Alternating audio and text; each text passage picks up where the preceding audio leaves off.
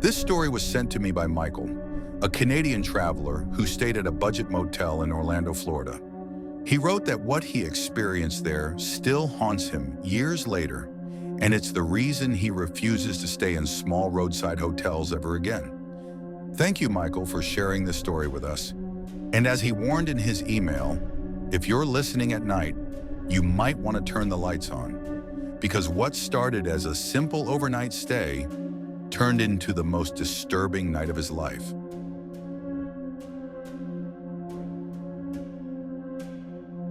My name is Michael. I'm from Canada, and this happened a few years ago when I took a trip down to Orlando, Florida. I had just driven more than 10 hours straight, and I was exhausted. My plan was simple: check into the cheapest motel I could find, sleep for the night, and continue the drive in the morning. The motel I pulled into looked old but decent enough. Neon sign buzzing, a few cars parked outside, nothing unusual. Inside, the lobby smelled faintly of cigarettes and cleaning chemicals. The woman at the front desk seemed half asleep but polite. She gave me a key card and said, "Room 6, down the hall to the left." That detail will stick with me forever. Room 6. I carried my small bag to the room. The door creaked loudly as I opened it. But inside, everything looked fine. Standard cheap motel layout. Bed, TV, a small bathroom. I locked the door, pulled the curtain shut, and immediately collapsed on the bed. But sleep didn't come as easily as I thought it would. It was past midnight when I heard something from the room next door. Slow, heavy footsteps. At first, I ignored it. Walls in these places are thin. You always hear your neighbors. But then I realized something strange. The steps weren't moving around the room. They were pacing, back and forth, back and forth. After about 15 minutes, I sat up in bed, irritated. That's when I noticed something else. The footsteps weren't coming from the room next to me. They were coming from inside the closet. I froze, staring at the closed closet door on the other side of the room. My brain tried to rationalize. Maybe it was the pipes, maybe my imagination. But then I heard it. Knock, knock, knock. 3 slow knocks from inside the closet. I didn't move. I just sat there staring, my heart racing. And then the room phone rang. That awful motel landline shrieked so loud I nearly jumped out of my skin. I picked it up with a shaking hand. "Hello," I whispered, static. Then beneath the static, a low male voice whispered, "Check the closet." I slammed the phone down.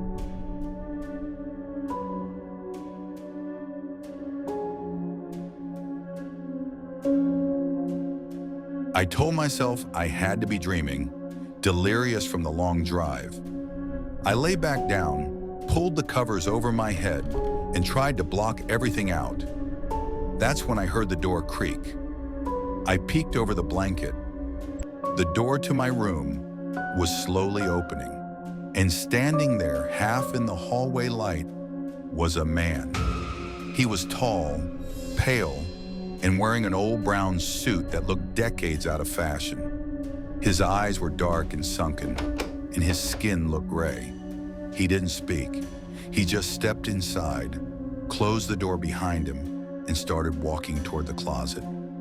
I wanted to scream, but my voice caught in my throat. I was paralyzed with fear. The man opened the closet door and stepped inside. The door shut behind him. At that point, I snapped out of it. I grabbed my bag and bolted out of the room, running straight to the front desk. The same woman was still there. I must have looked insane, sweating, shaking, stammering out what I'd just seen. She frowned. "What room did you say you're in?" "Room 6, I nearly shouted. "There's someone in there. He came into my room."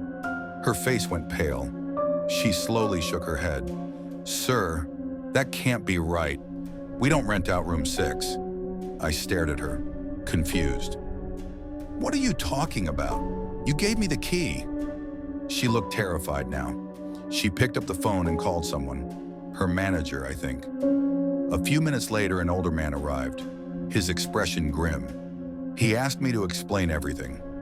When I finished, he sighed and said, "Room 6 has been locked for years. We sealed it after the incident." I asked what incident. He hesitated, then told me. In 1979, a man checked into that room. Nobody knows why, but he hung himself in the closet. Ever since, guests reported strange noises, voices, shadows. The motel eventually stopped renting it out. But somehow, I'd been given the key. I wanted to leave immediately, but before I did, the manager insisted on showing me something. He led me into the back office, where the old security monitors were. He rewound the tape from earlier that night. At 12:15 a.m., the footage showed me unlocking the door to room 6 and walking inside. But what made my blood run cold was what came next. At 1:03 a.m., the door opened again. On the grainy black and white feed, you could see me in bed, sitting up, staring at the closet. And then faintly, just barely visible, the pale man in the brown suit walked across the room and stepped into the closet. The manager froze the footage and looked at me. "Do you see him?" I nodded slowly, my whole body trembling. But then he said something that still gives me nightmares. "You're the first person in over 30 years who's actually caught him on tape." I didn't stay another second in that motel.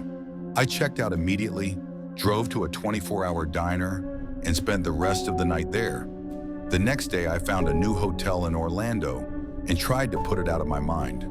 But I can't, because ever since that night, I sometimes wake up at home in Canada to a sound I can't explain. Knock, knock, knock, knock. 3 slow knocks, always from my closet.